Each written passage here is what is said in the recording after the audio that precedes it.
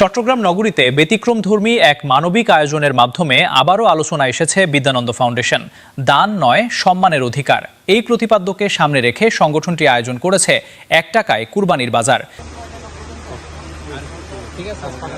যেখানে মাত্র ১ টাকার বিনিময়ে খাদ্য সামগ্রী ও প্রয়োজনীয় পণ্য সংগ্রহ করেছেন ৫ শতাধিক ছিন্নমূল ও অসচ্ছল পরিবার। শনিবার সকাল ১১টায় নগরীতে আয়োজিত এই ব্যতিক্রমী গরিবের সুপার শপ উদ্বোধন করেন ডক্টর শাহাদাত হোসেন। উদ্বোধনের পর তিনি আয়োজকদের এমন সম্মাননির্ভর মানবিক উদ্যোগের ভূয়সী প্রশংসা করেন। সরেজমিনে দেখা যায় পুরো আয়োজনটি একটি সুপার শপের আদলে সাজানো হয়েছে। সেখানে চাল, ডাল, চিনি, সুজি, ডিম, তেল, নুডলস, কাপড়, ব্যাগসহ প্রায় ১৭ ধরনের নিত্য প্রয়োজনীয় পণ্য রাখা হয়।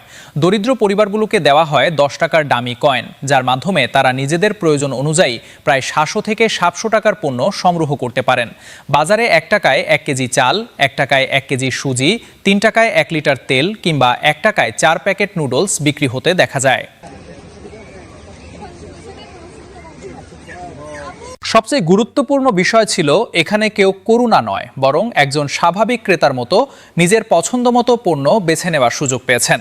উদ্বোধনী বক্তব্যে মেয়র ডক্টর শাহাদাত হোসেন বলেন, দরিদ্র মানুষের নাগরিক সম্মান অক্ষুণ্ণ রেখে সহায়তা করার যে অভিনব পদ্ধতি বিদ্যানন্দ চালু করেছে সেটি সত্যি প্রশংসনীয়।